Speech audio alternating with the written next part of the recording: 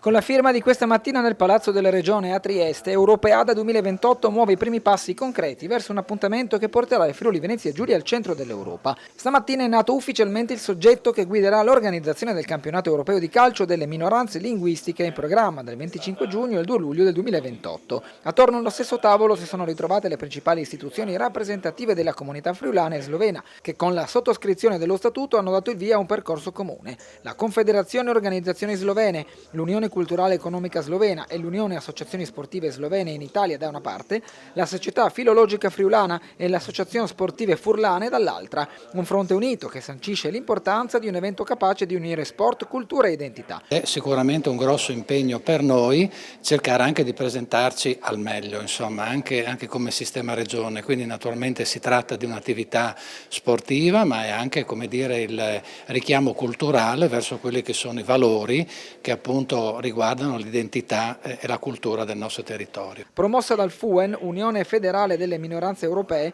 Europeada rappresenta molto più di una competizione calcistica.